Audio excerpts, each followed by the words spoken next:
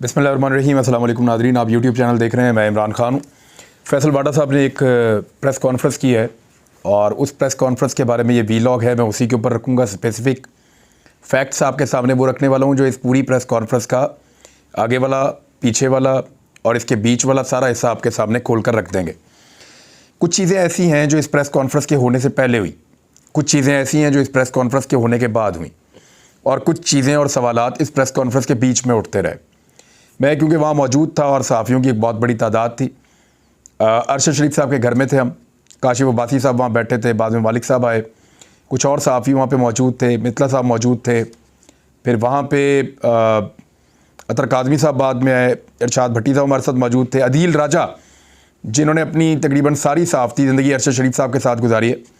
और अरशद शरीफ को अगर कोई जानता था और कोई बहुत ज़्यादा मिलता था और रोज़ाना जिसका रब्ता रहता था वो अदील राजा, वो भी वहाँ मौजूद थे। उनके लिए खुद ही एक सरप्राइज़ था और बहुत सारे और लोग भी थे। कुछ ऐसे लोग थे जिनके साथ अरशद शरीफ का रोज़ाना 2 मरतबा रब्ता होता था।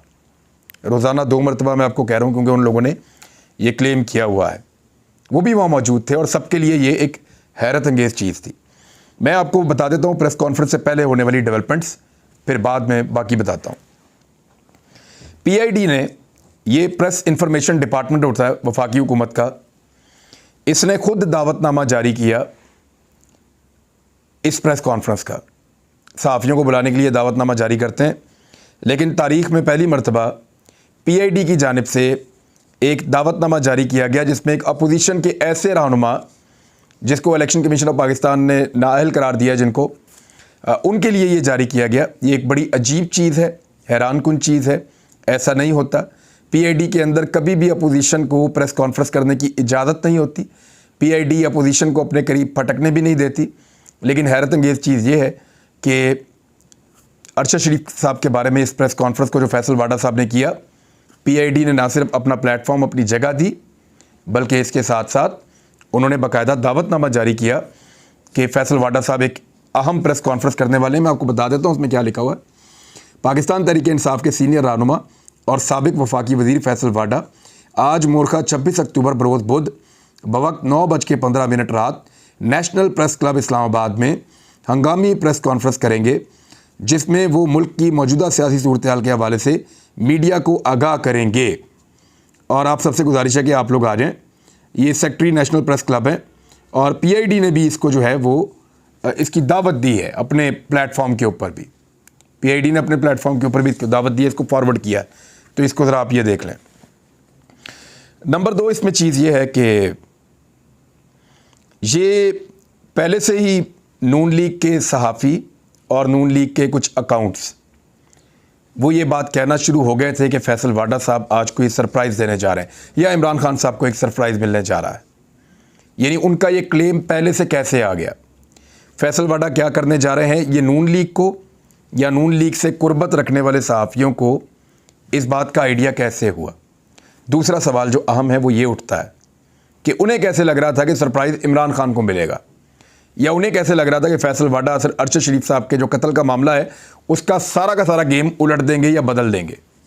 ये उन्हें कैसे लगा। नंबर 3, फैसल वाडा अपनी पहली प्रेस कॉन्फ्रेंस है जिसमें पॉइंट्स को लिख कर लाए थे। इससे पहले वो कभी लिख कर नहीं लाते थे। फैसल वाडा साहब ने बहुत सारी प्रेस कॉन्फ्रेंस की है, वो फिलबदी बोलते हैं, वो कभी टॉक शो के अंदर लिख कर नहीं लाते, वो मौके पर बात करते हैं। बड़े बोल्ड आदमी हैं, मेरा उनसे एक बड़ा अच्छा ताल्लुक़ रहा है, मेरे प्रोग्राम में भी आते रहे हैं। तो फैसल वाडा साहब ने कभी भी ऐसा नहीं किया कि वो पॉइंट्स लिख कर ला रहे हों। इस मरतबा वो पॉइंट्स लिख कर लाए थे जिन्हें वो चाहते थे कि उनको याद रहें और वो ये सारे पॉइंट्स अपनी प्रेस टॉक के अंदर बयान करें।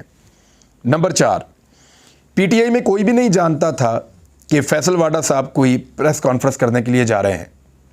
जब उन्हें ये इत्तला मिली मुख्तलिफ अकाउंट्स से कि फैसल वाडा साहब कोई प्रेस कॉन्फ्रेंस करने जा रहे हैं, कुछ इंकशाफात करने लगे हैं, तो PTI के बहुत सारे रहनुमाओं ने उनको लगातार रब्ता करना शुरू किया।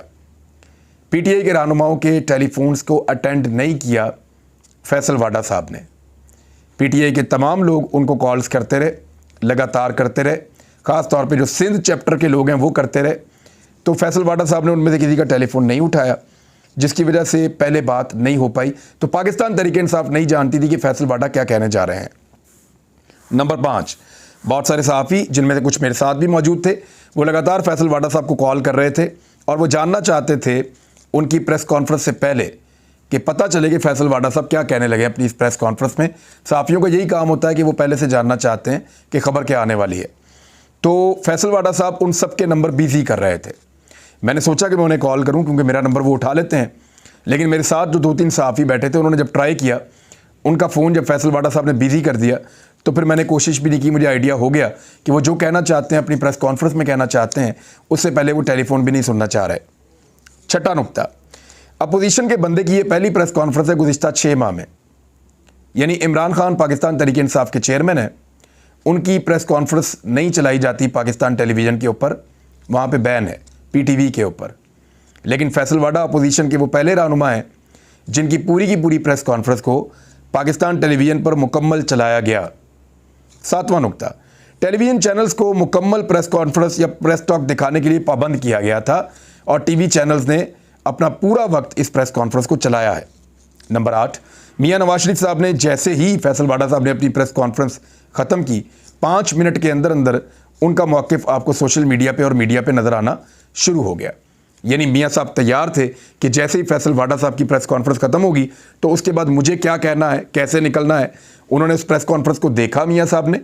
नॉर्मली मियां साहब जब बाहर आते हैं तो सहाफ़ी उनसे सवाल करते हैं तो मियां साहब लाइल्मी का इजहार करते हैं, अच्छा क्या हुआ, क्या कहा, ऐसे करते हैं। लेकिन इस मरतबा जब मियां नवाज शरीफ साहब बाहर आए तो वो पहले से जानते थे कि फैसल वाडा ने क्या कहा और उन्होंने आते ही सारा का सारा ब्लेम डाला कि अब PTI का अपना बंदा फैसल वाडा वो ये कह रहे हैं कि बहुत खून बहने लगा है, बहुत लाशें गिरने वाली हैं। तो मियां नवाज शरीफ साहब ने अपना बयानिया जारी किया, जैसा कि वो पहले से ज़हनी तौर पे तैयार थे कि इस प्रेस कॉन्फ्रेंस के बाद बाहर मीडिया मौजूद होना चाहिए, मैं फौरी तौर पे बाहर जाऊं, मीडिया को ये वाला सवाल दिया जाए, मीडिया अपना सवाल करे और मैं उसके ऊपर जवाब बिल्ड करूं और मैं जवाब दूं। तो मियां साहब ने वही किया।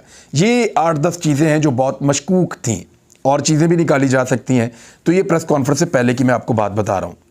अब आ जाएं प्रेस कॉन्फ्रेंस के अंदर कि फैसल वाडा साहब ने प्रेस कॉन्फ्रेंस में क्या कहा। तो पहला नुक्ता उठा लेते हैं। उन्होंने कहा कि फैसल वाडा ने जो पहली बात की कि अरशद शरीफ की शहादत एक हादसा नहीं है। ये हादसा नहीं है तो फिर तो कत्ल है ना, सोचा समझा मंसूबा है। तो ये तो हम सब भी कहते हैं, तो ये नुक्ता, इससे हम इत्तफाक करते हैं और जितने लोग मेरे साथ बैठकर सुन रहे थे उन सब ने इत्तफाक किया। अरशद शरीफ का कत्ल हुआ है जिसकी साजिश पाकिस्तान में हुई है, इस पे भी हम सब इत्तफाक करते हैं।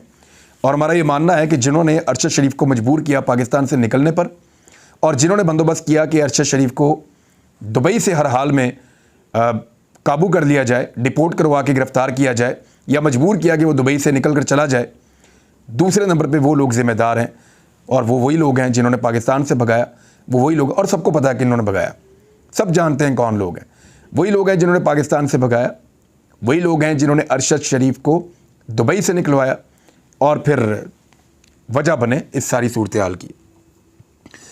अरशद शरीफ को गाड़ी के अंदर से मारा गया, ये एक बड़ा खौफनाक क्लेम है फैसल वाडा का। अरशद शरीफ को 2 गोलियां लगी, एक सीने पर लगी। सर वाली गोली का तो सबको पता है, सीने वाली गोली का बहुत कम लोग जानते हैं। वो गोली सीने पर नहीं लगी, वो पीछे से लगी और सीने में से निकली है। गालिबन मेरे पास जो इन्फॉर्मेशन है वो ऐसे है। गाड़ी के अंदर से मारा गया, ये बात तो अभी तक किसी ने क्लेम ही नहीं की। यानी जो पुलिस है कीनिया की, उसके ऊपर बिल्टअप किया जा रहा था इससे पहले, हालांकि उसके ऊपर हमें बिल्कुल यकीन नहीं है। लेकिन फैसल वाडा ये किस बुनियाद पे कह रहे हैं कि अरशद शरीफ को गाड़ी के अंदर से कत्ल किया गया? क्या गाड़ी में एक तीसरा आदमी था जिसने गोली चलाई पिछली सीट से बैठकर? ये इस तरह बिल्ड करने की कोशिश की जा रही है ना कि बहुत करीब से गोलियां लगी हैं।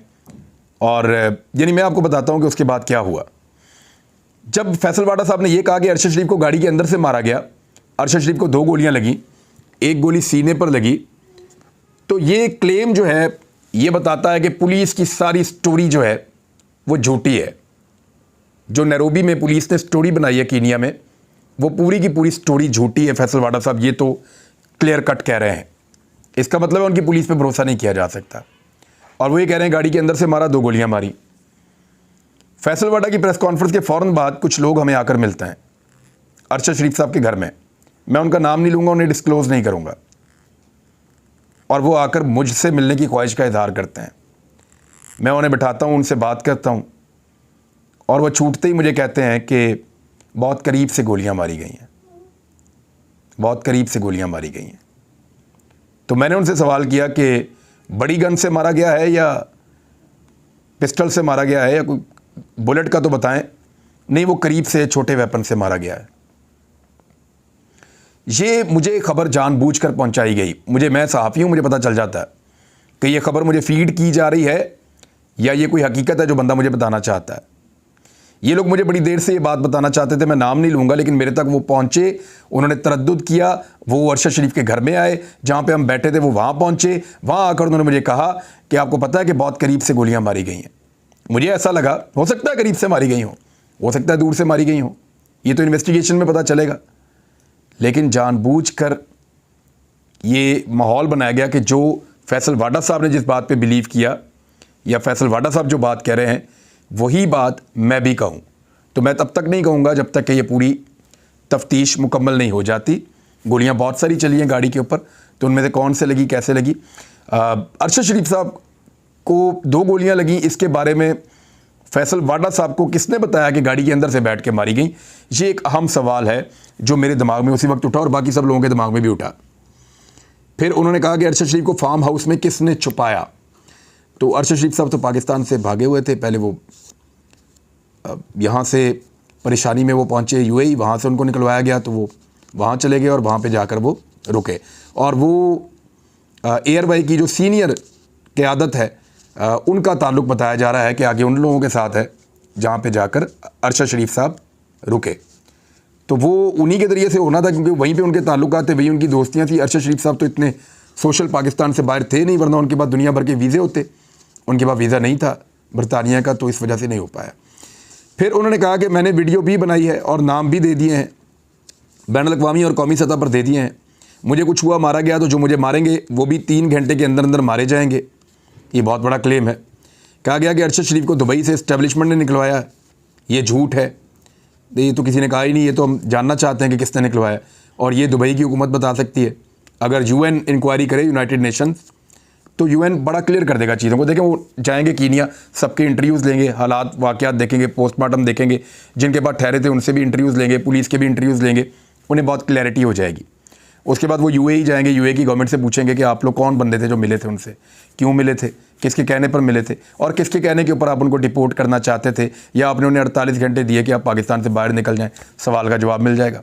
फिर वो पाकिस्तान में आएंगे, मेरे से मिलेंगे, साबिर शाकिर साहब से भी बात करेंगे, वो बात करेंगे काशिफ अब्बासी साहब से भी करेंगे, वो समी इब्राहिम से भी बात करेंगे, हामिद मीर साहब से भी बात करेंगे, वो इमरान खान से भी मिलेंगे, राना सनाउल्लाह से भी मिलेंगे, और यहाँ पे जिन लोगों के ऊपर इल्ज़ामात लग रहे हैं कि वो उनको डरा रहे थे उन लोगों से भी मिलेंगे। जो नहीं मिलेगा वो लिखेंगे कि ये मुझे नहीं मिल रहा, ये हमसे बात नहीं कर रहा। तो वो सारी इंक्वायरी करेंगे, पाकिस्तान में पता करके कि किन हालात में क्यों, और जिन जिनको अरशद शरीफ साहब बातें बताते थे घर वालों को, उनसे भी मिलेंगे, उनकी वाइफ से, बाकी लोगों से, बदर से, और वो बताएंगे कि किन हालात में क्यों अरशद शरीफ साहब को पाकिस्तान छोड़ना पड़ा और कौन लोग उनको डरा रहे थे। तो इस तरह अगर यूएन के लोग इंक्वायरी करेंगे तो बहुत सारे हकायक सामने आ जाएंगे। बहरहाल फैसल वाडा साहब की प्रेस कॉन्फ्रेंस में वापस आते हैं। उन्होंने कहा कि अरशद शरीफ एस्टेब्लिशमेंट से राब्ते में था और मैं बीच में था। अरशद शरीफ का एस्टेब्लिशमेंट से मुस्बत राब्ता था और वो पाकिस्तान आने को तैयार था, लेकिन साजिश के तहत उसकी ज़हन साजी की गई थी। अच्छा, ये बात जो है ये बहुत गलत है। मैं इसको ज़ाती तौर पे आपको बता देता हूँ क्योंकि मेरा जब उनसे राब्ता हुआ तो वो ऐसी कोई चीज़ नहीं थी। एस्टेब्लिशमेंट सबसे राब्ते में रहती है, सबसे राब्ता करते रहते हैं, लेकिन अरशद शरीफ साहब का जो एस्टेब्लिशमेंट के साथ आखिरी बातचीतें हुई थी उसमें काफ़ी चीज़ों में जो है वो मायूसी थी। अरशद शरीफ साहब का अपना एक नैरेटिव था, मेरा भी एक नैरेटिव है, और वो सूट नहीं करता था बहुत सारे लोगों को, बहुत सारे ताकतवर लोगों को, तो इसलिए एक डेडलॉक था।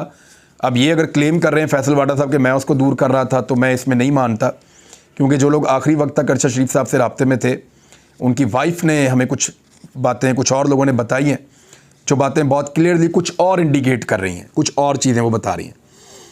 फिर उन्होंने कहा कि अरशद शरीफ को दुबई से कोई आम आदमी कीनिया नहीं भिजवा सकता था, ये तो कोई भी जा सकता है। मैंने अपना कल वीज़ा ले लिया था कीनिया का, क्योंकि जब मैयत नहीं आ रही थी और समझ नहीं आ रही थी तो 2 घंटे के अंदर आप ऑनलाइन अप्लाई करें कोई भी पाकिस्तानी, तो कीनिया का वीज़ा आपको बड़े आराम से पासपोर्ट और ID कार्ड दे के आपको मिल जाता है। तो ये कोई ऐसी बात नहीं है। कीनिया जाने का मकसद ही ये था कि वहाँ पे आसानी से वीज़ा मिल जाता है। अरशद शरीफ साहब को साबित करने की कोशिश की गई कि ये साजिश हुई है और उनका बयानिया उनके दिमाग के अंदर बिठाया गया। तो वो एक बहुत सीनियर जर्नलिस्ट था, वो कोई बेवकूफ़ नहीं बना सकता था। वाक़यात और शवाहिद की रोशनी में अरशद शरीफ इस नतीजे पर पहुँचे थे कि पाकिस्तान में रजीम चेंज हुआ है। मेरे पास जो शवाहिद हैं वो ISI और MI को दे सकता हूँ। जो ताकतवर शख्सियात इसमें मुलविस हैं वो मुझसे दूर नहीं हैं। अभी एक अरशद शरीफ शहीद हुआ है, अभी बहुत सी लाशें गिरनी हैं। पाकिस्तान के खिलाफ साजिश के प्लेयर पाकिस्तान में मौजूद हैं। फिर उसके बाद उन्होंने कहा PTI के अंदर कुछ लोग हैं जो इस साजिशी बयानिए को मानते हैं, जिस साजिशी बयानिए का अरशद शरीफ शिकार हुए। यानी वो ये कह रहे हैं कि रजीम चेंज ऑपरेशन की कोई साजिश हुई नहीं, ये शायद इस तरह बताना चाह रहे हैं। और PTI के लोग गलत मानते हैं कि रजीम चेंज हुआ है। कम से कम मैं तो बिलीव करता हूँ और बगैर किसी के बताए बिलीव करता हूँ। मैंने खुद ये सारे फैक्ट्स देखे हैं और थोड़ा अर्सा पहले तक फैसल वाडा साहब भी इसके ऊपर पूरा बिलीव करते थे, लेकिन अब अचानक सारी चीज़ें तब्दील हो गई हैं। लॉन्ग मार्च में उनका खून ही खून नज़र आ रहा है, जनादे ही जनादे नज़र आ रहे हैं। मैं आखिरी वक्त तक कोशिश करूँगा अपने लोगों को इससे बचाऊँ और इमरान खान के लॉन्ग मार्च में बेगुनाह और अहम लोगों की लाशें दी जाएंगी। अब इसके बाद क्या हुआ ये तो फैसल वाडा साहब ने कर दिया आपके सामने। और फैसल वाडा साहब जिस वालदा की बात कर रहे थे वो अभी तक उनको मिलने भी नहीं आए और उन्होंने ये प्रेस कॉन्फ्रेंस की है बहुत तैयारी के साथ। और उन सब ने कंफर्म किया कि 3 दिन के अंदर अभी तक फैसल वाडा साहब तशरीफ़ नहीं लाए। फैसल वाडा साहब ने कहा कि उनको फैसल वाडा को PTI की सेंट्रल कोर कमेटी के व्हाट्सएप ग्रुप से फौरी तौर पे बाहर निकाल दिया गया। असद उमर साहब ने एक ट्वीट किया और एक अली जैदी साहब जो सिंध के सदर हैं। पहले मैं अली जैदी साहब को बताऊँ कि वाडा tried to damage our long march. Interestingly, Channels plus PTV covered the presser, so it's clear that imported government launched him. Imported government ने उनको लॉन्च किया और उन्होंने तबाह किया, हमारा बयानिया को तबाह करने की कोशिश की है और चैनल्स ने और PTV ने उनको चलाया है। इंपोर्टेड हुकूमत ने उनको लॉन्च किया है और इसने ये कोई नॉनसेंस है, इसको कोई सेंस नहीं बनती इसकी। और Imran Khan has clearly issued instruction for all to remain peaceful. What weight does his pressure carry. Imran Khan ने कहा कि कोई किसी किस्म का इसके ऊपर रिएक्शन ना दो। दूसरा उसके बाद फैसल वाडा साहब को जो है वो असद उमर साहब ने कहा कि फाइनली वाडा साहब का स्टेटमेंट जो है वो पार्टी की नुमाइंदगी नहीं करता, पार्टी पॉलिसी के खिलाफ है। और सिंध के प्रेसिडेंट को कहा कि उनको शोकाज नोटिस जारी कर दिया जाए, इमरान खान साहब ने कहा, और फिर उनको शोकाज नोटिस जारी कर दिया गया है। ये है जी। अब तक के लिए इतने, अपना ख्याल रखिएगा, अपने चैनल का भी। अल्लाह हाफ़िज़।